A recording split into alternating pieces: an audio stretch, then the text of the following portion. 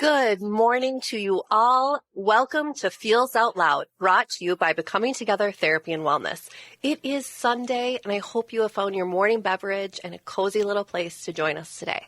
This is your host, Martini, along with Becky McNattin. We are so happy to have you listening as we live and share stories of mental health. Okay, so take a moment right now, everybody listening, and just quickly think back on your days recently. What moments have caused you to feel angry? Have you had an interaction with a friend, a family member, a coworker, maybe even a stranger that left you having a big feel? And as you think about that moment, what do you remember saying or doing? How did it end? And what did you walk away feeling? Last week, we talked about anger as an emotion, and today we want to get into what anger can look like in relationships. In what ways do we communicate feeling mad? And how does this intersect with how the other person communicates their own anger?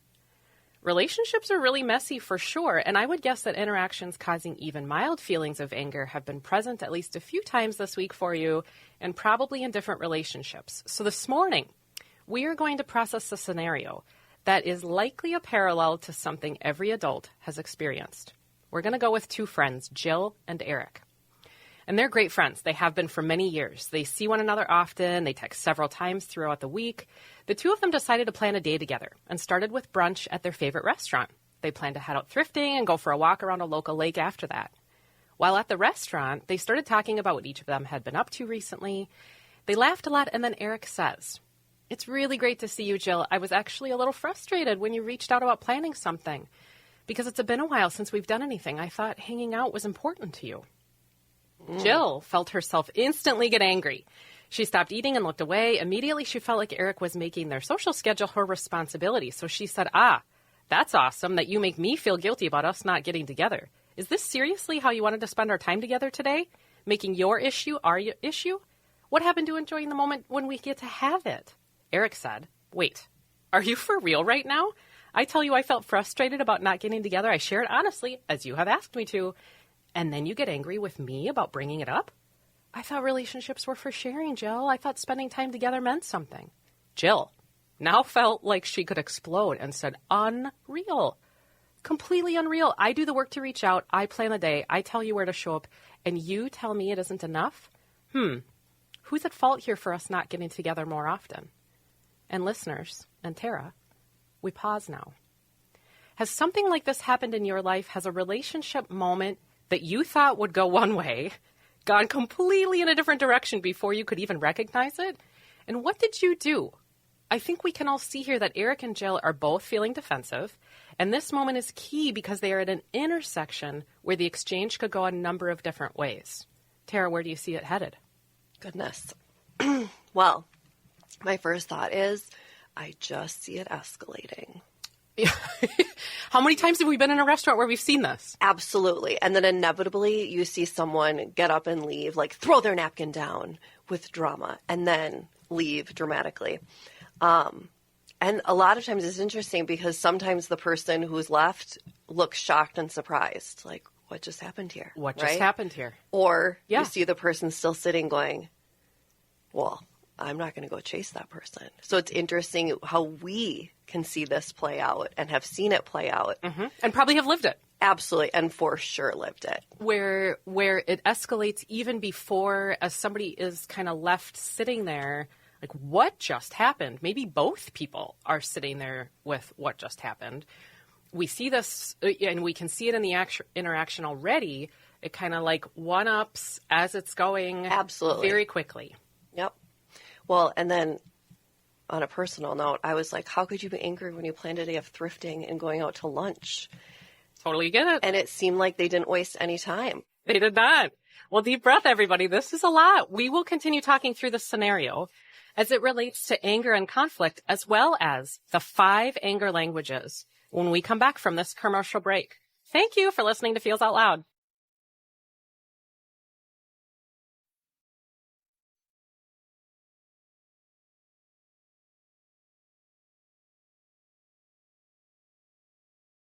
Welcome back to Feels Out Loud, brought to you by Becoming Together Therapy and Wellness. I am Tara Martini, along with Becky McNattin. Let's continue with our scenario and get into those lovely anger languages. Yeah, so as we said before the commercial break, Jill and Eric are at a moment of intersection. This could go a variety of ways, and we talked about how maybe it was going to escalate. We saw this escalating. But before we explore that more, let's talk anger languages and figure out where Jill and Eric might be communicating from. First, this kind of sounds like love languages. Any connections? You know, a little bit, yes. There are all sorts of people who have written about love languages. That's probably another show. Well, and the thing, too, is why I bring it up is that I think people focus so much on how do I show and receive love. Yeah. When, oh my goodness, something that plays out just as much or even more is how do I, show and receive anger, and why this is just so important. Well said. So the thing about it is humans are unique beings, and each of us has these individual blends of personality and life experiences.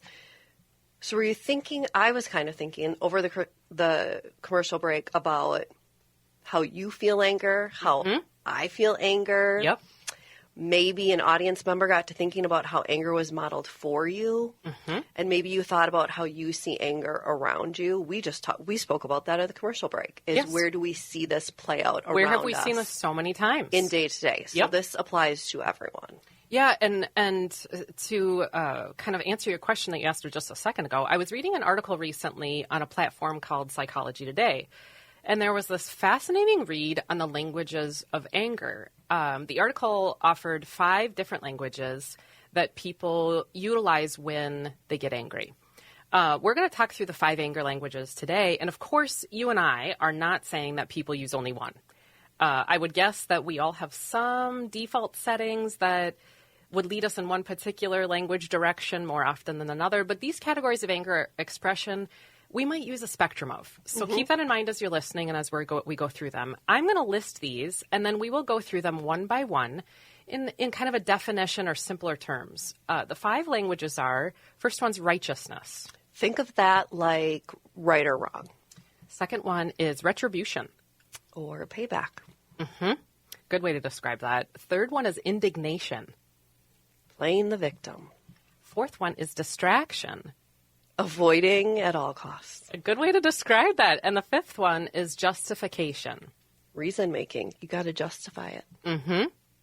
So the first one that we're going to break down is righteous. And what that is, so anger in this language is highly focused on, like we said a few seconds ago, I am right, you are wrong. There is scorekeeping. Accusations, maybe even personal attacks. Doesn't mean there has to be all 3. There could be a combo. People might say things like, you don't know anything, or see, I told you. Folks who use this language have solid comebacks, tend to be people who stick to their own beliefs, kind of dig their heels in, and make a conflict bigger. Yeah, that escalation. Yes.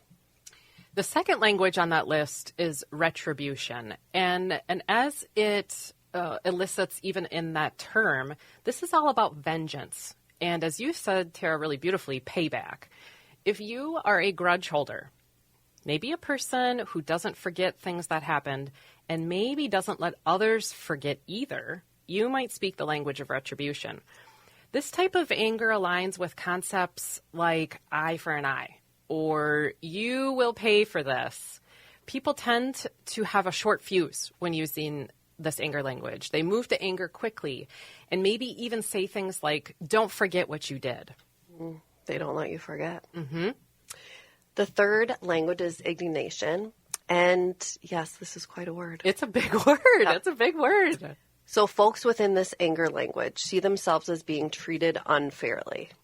So they make others feel guilty for making them feel badly, and may even use guilt trips to avoid expressing underlying feelings. And that's an easy way to look at it with a big word, is just think guilt trip. People might question the behavior from others and feel victimized in relationships.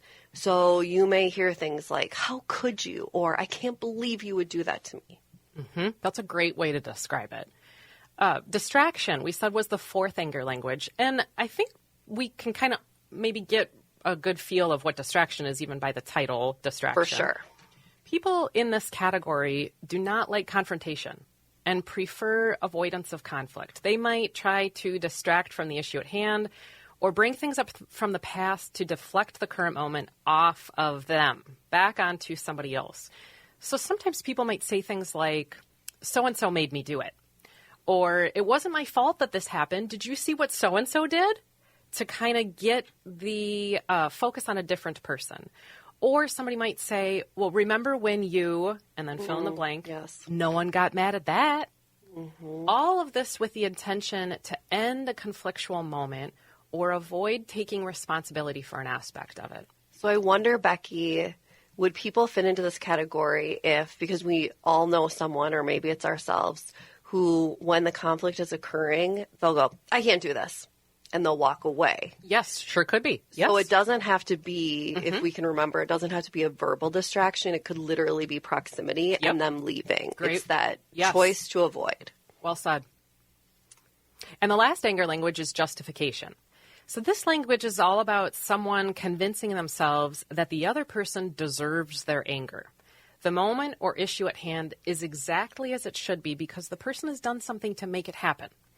People who utilize this language will tell themselves that the anger is right because of unfair treatment and might blame others without taking responsibility for their own actions. Those in this category, we tend to be real good at put-downs or intellectualizing anger and might say things like, serves you right, or you deserve it, or you had it coming, or karma. So what are your thoughts about these languages, Tara? Do you know folks who fit into each arena? Well, girl, of course. Because here's the thing. After, even when I would read one of the descriptions, either a name or a visual popped into my head of, we all know people in our lives who have chosen this. And it isn't, and I think you made such a good point earlier about, this isn't that you pick one and then you're always going to do it, right? You could have a variety of these, but as you pointed out earlier, there is a go-to.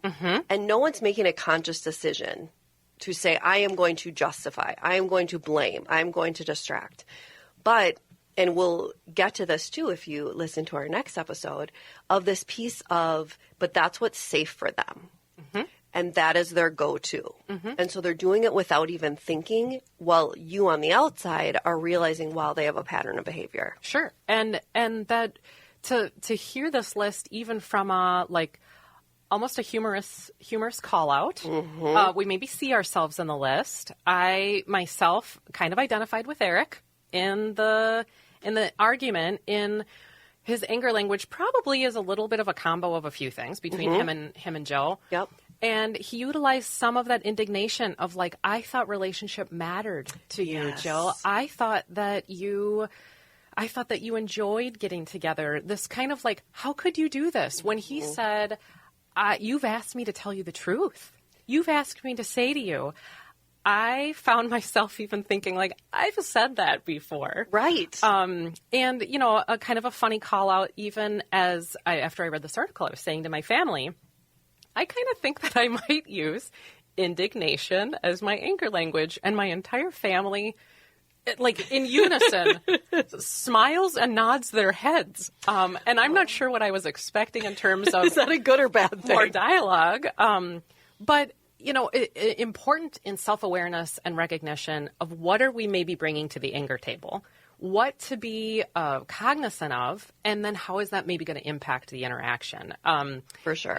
In terms of anger language and applying that to our scenario, what did you think about Eric's anger language? Well, here's the one thing I noticed, and you pointed out perfectly, was it's almost like he made some beautiful points and then twisted it to blame her, right? Where if you just took his statements as, instead of, I thought relationships were important to you, relationships are important to you. He took these great statements. Ooh, yes. And then went deep. Yes. And kind of the slice of guilt. Absolutely. So for me, as the therapist or the person who's looking at this, I think, wow, how this conflict could have been different if he just changed his vocabulary. But he definitely did not. He went for the low blows. And maybe in that moment, because part of the thing I wonder about with Eric is if he even knew he was angry in that moment. If he really thought about it from, because I can see indignation from that victim space, not necessarily even seeing ourselves as an angry person when it is experienced by the other as guilt. Which maybe, is part of what was activating to Jill. What do you think her anger language is? Well, I saw several, but my first one I thought of was justification for that it was, but it was also the blame one as well.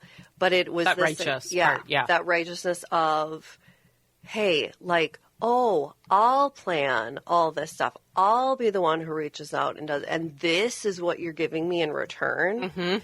Where it was, look what I have done. Yes. And now look at how it's being received. She's definitely the victim. And her saying in that justifying piece, like, if you feel mad, it's because you did it. Oh, for sure. Because I planned this. You're choosing to spend the time this way. If you feel angry, that's on you, which is very much a justifying. And the part that feels, I agree with you, and the part that feels righteous is that quick. She's like real quick to anger here. She jumped in with 2 feet right away. And in that, instantly experiencing, hey, you're making me responsible for our social schedule, rather than saying that out loud. She did write that in her head, but she didn't ask him a question or be curious about it. No. So that kind of quick or short fuse does make me think of righteous. Well, and also the idea of, I also thought maybe it's too much like a therapist. I was like, oh, this girl is triggered. And what about her past, or what happens to her quite a bit that triggered that, what about it? What is her background in this? Because, I mean, she just went in. Yeah. And where has she been made to feel responsible for other things? And then we can think about, okay, so different anger styles impact the interaction differently. Wait, got me wondering about this scenario. What if there's 2 people who use righteous? What if there's 2 people? Because maybe at a restaurant, we've seen 2 people start screaming at each other. Maybe we've seen 2 people who all of a sudden start yelling. Maybe we've seen somebody start crying and somebody else start crying. Maybe we've been both indignation and we just like do the guilt trip and the guilt trip and the guilt trip. And we say, how could you? How could you? Well, and how amazing that we don't see it in ourselves, like what we're using when the same words are going back and forth. I wonder then, too, when you see conflict resolution and kind of this play out, that if each participant has the same anger language, I wonder if there's a better chance it will be resolved, because I could see them going, what are we doing? Like seeing outside ourselves, this thing. Eventually. Yes. And just that piece of both of them. And the other thing, too, this is a random fact, but it's so important to remember that while you're feeling anger and you're in the middle of a conflict, so much of this doesn't even have to do with the person that you're fighting with, right? You're bringing your lived experience to this. You're bringing your whole story. So poor Eric, poor Jill, there's so much layered, and it might not be directed at this person, but in the end, it doesn't matter, because right now you're sitting face-to-face in a restaurant and you're not getting along. Right. Well, and that makes me think about, okay, so we, in the last segment, thought about where's this headed, and we went to the escalation spot. Well, let me what if it with you for just a second. So what if Eric took a deep breath and used that 30-30 tool that you shared last week with everybody, and he said he needed to use the restroom. He said to Jill, hold on, I'll be right back, and went to take a break for more than 30 seconds, but at least 30 seconds. And then he spent 30 seconds thinking about a funny show he had just started watching, so that distraction that you talked about last week, and then told himself the following statement: I choose vulnerability over blaming, which would be a way to cope with the moment. I choose vulnerability over blaming. And he said to himself that he wanted to be a friend to Jill and share with her that he felt lonely recently. What if he did that? Okay. So then, what if then he went back to the table and said, I'm not angry with you, Jill. I'm lonely. And it felt easier to blame you for not getting together than for me to tell you that I'm just super isolated right now. And then what if Jill understood her own anger language? And she said, well, I get it. And I got defensive, Eric, which led me to being mean. And I was straight up mean to you. What if then she said, hey, in my own life, I've been made to feel responsible for lots of things, and that's pretty dang activating for me. And she felt like guilt was being weaponized against her. And so went into fight mode because of that. And then they could say how maybe they missed each other. Maybe Eric could say a little bit more about what was going on in his life that was causing the loneliness. I think you and I could see, one, that's real different from what we've seen and maybe participated in before. But they could like reconcile there. Maybe even they could still enjoy the day together. Maybe that moment could be that moment. And then they'd say, I have an understanding and an awareness of you that I didn't have before. Well, they led with compassion and curiosity, going back to things that we have said many times. Where and a recognition of self. Absolutely. No, it would take that, if we took that moment and we said, okay, here's how I'm showing up to anger. First, that I'm feeling angry even, because so often the things escalate, as we said in the last segment, before we even realize it got there. Like, what was that? Right. Well, and it's that piece of, if you think about it, I can't say enough what a beneficial thing it is to leave the environment, the importance of that 30-30-30, where I am assuming here, but if they just kept going at it at the restaurant table, there was nothing that was going to be said that would be productive. It took Eric walking away, using that technique, and then gathering his thoughts, which caused him to be reflective. It also gave Jill time to be reflective because gave her the 30 seconds. Gone. Yep. Yeah. And as soon as, and it is such a beautiful thing, the minute someone sees you transforming from blaming to being able to be vulnerable, you're going to notice that everybody's guard goes down. And you just start to look at that person as a human. Kind of sink into themselves. Yes. And leading with that compassion and the curiosity of, not while this person's a jerk, but, I wonder why this person feels this way. Well, while I was reading this article, I stumbled across kind of a question as a challenge. And it made me think about the following question. What if we are just as eager to understand the impact of our behavior on another person as we are to be understood ourselves? So I want to say that again because I felt like when the concept got highlighted to me, it was so important. What if we are just as eager to understand the impact of our behavior on another person as we are to be understood ourselves? What would change? So powerful. Everything. What would change in our dialogue if we said, okay, maybe the goal of this, and we can see how Eric and Jill were thinking about like, no, I need to be understood here. I need to be understood here. What if the goal was flipped and maybe I need to be just as interested in understanding the impact of what I'm saying to you has on you? Which is so massive. It's also so important to point out that while that is so huge, there's obviously two people in a conflict. You may be willing to understand the impact your behavior is having on the other person. Know that, hey, if the other person is not there and can't do that, that's okay. Yes.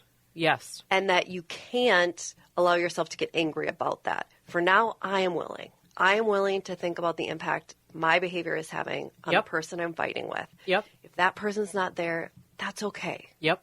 But if I can model that behavior, the chances are increasing that that person will be able to do that and have the willingness to do it later on. I absolutely hear what you're saying. That's part of what can feel like unfinished business and conflict. That the other person or the other people, if this is a group of people, they're not engaging in the same self-reflection. Maybe it's me sharing my vulnerability and it kind of feels like it's getting walled or maybe even rejected. Absolutely hear that. Absolutely hear that. And how often do you think, I mean, I see myself doing this all the time of, I would take the person, I'd think, oh, well, they're not willing to look at it from that lens. Well, maybe they just don't have the skills. And so rather than thinking this person doesn't love me enough, this person isn't willing to put the work into it, if I look at it from they're just not there right now, but if I continue to model this, then we can do this together. So, imagine how conflict would be different. Yeah, so I'd love to take just a couple moments then and go back through the anger languages for us to say, all right, if I identify my anger language, what can I try then? To your point of maybe if we can't necessarily force this from other people, but we can practice it ourselves. What are some things that I could try and do in the moment, and how might that impact the interaction from going to that escalation route or going in a different direction? So if we take righteous, what do you think are some strategies or issues to be aware of that would change things for people? Well, first, what if you took responsibility for your part of it? Rather than, you are wrong, I am right. You reframed it with, where did I play into this? And owning, part of your contribution to this conflict. Because you can still have in there if you feel the person did something wrong, but it's that piece of, hey, there's two players in this. There isn't just one person right, one person wrong. But the minute you're taking ownership and being vulnerable, like, it may cause the person to kind of step back and go, oh, I'm not being attacked. That's a really good point. I got me thinking about how focusing on the moment in front of you versus the person, because if we talk about righteous anger is quick to anger, quick to maybe say some mean things, that we become kind of attacking to the individual and not about the thing being said or the moment in front of us. So maybe having a recognition of, I got to keep it about right here, about what I'm angry about right now, not about the individual. Right. What do you think about retribution? Oh, my deal is, and I know you got to take a break from it, but it's that piece of, what am I going to gain if all I'm wanting to do is that revenge, get back at this person? Am I actually going to feel better? Ooh, will vengeance help? Right. Yeah. And really thinking, right? It's that piece of, just like you said, how are my actions impacting the other person? It's, am I really gaining something positive if I choose payback as my option? I totally love what you're saying there in what's the function of grudges for me if I'm a person who uses retribution as a language, and is that going to be helpful? Is that actually going to be helpful for me? It seems like the 30-second, I need to focus on calming, is particularly important in this anger language as well. I feel like in everyone. How about indignation, the big word, the guilt trip? What if we viewed both of us as the victims? Ooh. Rather than, you are the person who hurt me, I am the victim, of where we both... There's wrongs on all sides. Yep. And then, again, it takes that piece of, it becomes a shared experience. Right? Wow. Yeah. Just a thought. What changes automatically when you ask yourself, what's my role in this? As you kind of share the language around what if we're both victims? What if we both have a part in this? What if we both have lost something?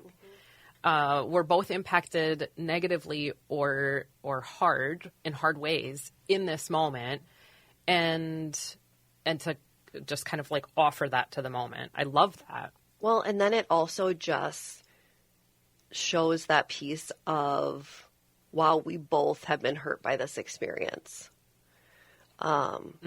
Less than who's right, who's wrong. And who has hurt who. Yes, and who the victim is.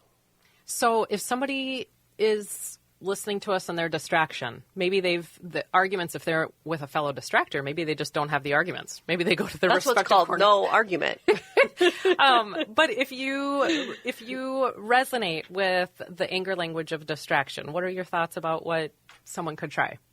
Well, and the whole thing too is think about it from, there could be listeners out here going, wait a second, you all said like take a step back and leave the environment for like at least 30 seconds. So you could be viewing it as avoidance, but it's declaring it to the other person like, hey, I just need some time type of thing. And then it goes from, I'm avoiding this because I know the minute if you walk away from me, Becky, and we're fighting, I'm not going to take it as, well, I'm sure she's using one of our strategies and she's walking away. Oh, totally. It's, oh my God, she's totally avoiding and she has no respect for me. So inform the person like, hey, I just need a breather. But also the piece of, and I say this to clients and students and family members, by choosing to avoid, you're not taking the problem with you and then it's going to stay somewhere.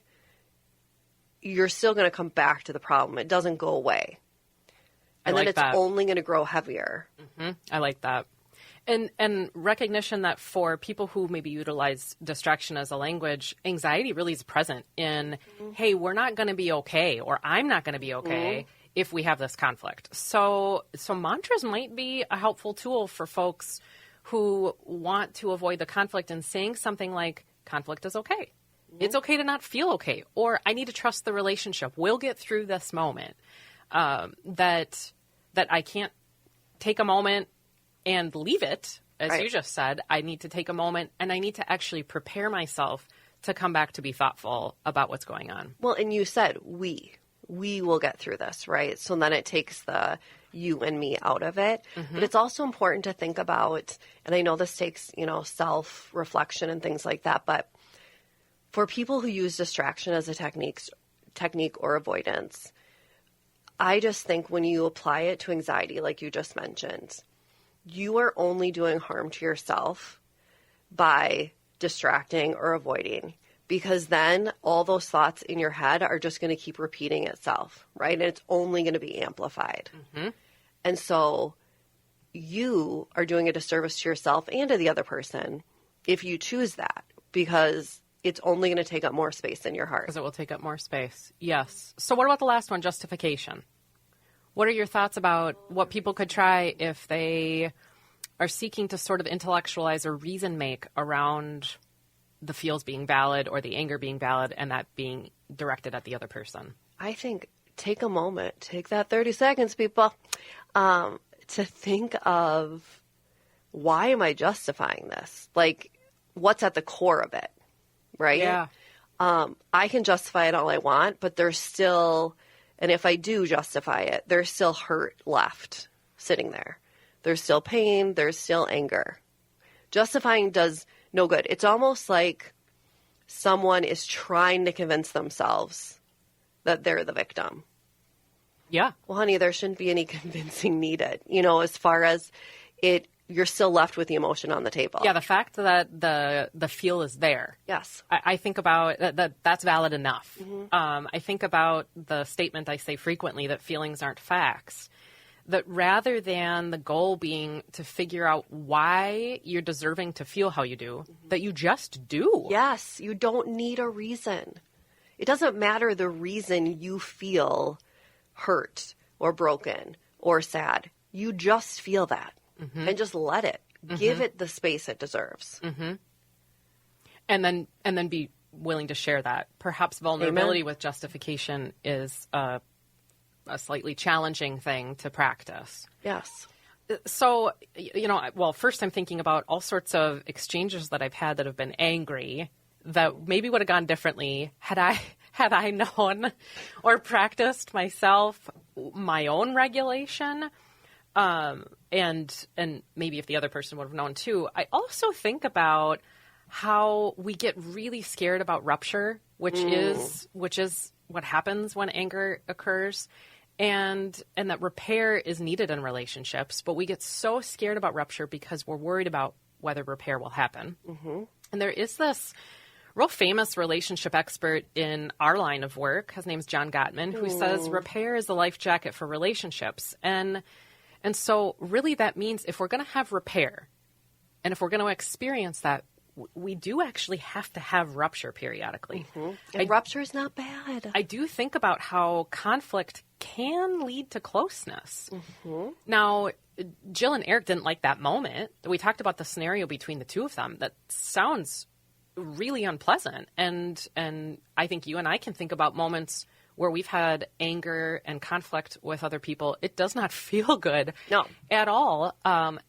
And I also think in our what if, like what if both of them took those moments of self-reflection, they understand each other in a much more full way. They knew how both of them were coming into that moment on that day where they're at a restaurant, and they have this awareness of each other that's bigger and deeper than they had before they had the conflict, which I would say really is what repair is. It's this. Well, it's healthy. It has this opportunity to develop a closeness and relationship. What do you think? Well, and everything you just said, I kept just like, oh my goodness, yes, I agree. In that so many people see conflict as a bad thing. But if you see it as an opportunity to get closer and to understand each other better, it's that whole leading with curiosity and compassion. If you take it as it might be uncomfortable and icky, but at the end of this, I'm going to feel closer to my husband or my boyfriend or my girlfriend or partner, that completely transforms the conflict, because you're going from, rather than I am going to win this and that person's going to lose it, you go into it going, I am going to leave here understanding my partner better, and we're going to be stronger because of it. It's just you have to be willing to feel the ick. And back to that quote that I said of, I'm going to practice an eagerness in understanding the impact of what I say and share with the other person. Amen. So I'll not only understand them differently, I'll understand the impact of me on them differently. I will talk about that. I'll ask questions about that. To me, that's part of what repair ends up looking like. We have not only an understanding of that individual and an awareness of them, we have much more kind of meaning-making capacity around our relationship, which is the sort of space in between you and me. Yes. And think of it this way, too, of that, for example, like we are very close friends. It's almost like, okay, well, yeah, it'd be easy to just like be that way all the time, right? And if one of us annoys the other person, just like ignore it and whatever. But, oh my gosh, that would be so boring. Right? But if we challenge ourselves to really be honest and express our frustrations or whatever it is when they come up, oh my goodness, every relationship can be deeper. Well, of course, you and I have some bias there, Well, but I completely agree with that. And really what's needed, as we've talked about in this repair, is staying regulated ourselves. So important. And then this kind of idea of really effective listening that probably is a whole show by itself on that. Okay, so I said to myself, I'm going to engage in understanding the impact of me on you. And you and I, we could choose to let it go, which we need to do lots in relationships. As you said, it would be really boring if we always did it. When we choose to engage, we can like really get our relationship better. We have this ability to also trust one another, and what difference true listening makes in relationship. Well, it can make or break it, right? Because the difference between truly listening and active listening versus waiting for the other person to stop talking. Yeah. That's massive. And how many people do that? How many times we are thinking about what we're going to say next while the other person is even sharing something. And not honestly caring what the other person is saying, which is such a sad reality. But how many people do that? And we all know people in our lives or have watched how conflict transpires when one of the people or both people are like that. And it's that piece of just taking a pause. Which is probably what happened in the escalation. Listening didn't occur. For sure. You nailed it. So many things to think about here, everyone. We are going to take a commercial break, but after that, we will talk through listener questions on anger languages. Feels Out Loud will process your thoughts when we return.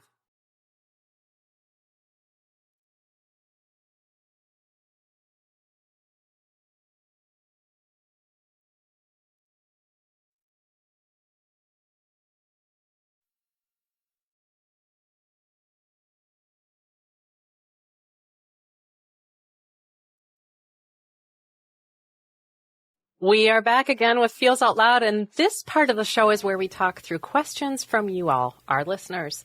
If you have a question related to mental wellness, sharing feelings, or our topics for each week that you would like to process through, please visit our website at becomingtogethermn.com and find the Feels Out Loud page to submit a question directly, or email us at contact@becomingtogethermn.com.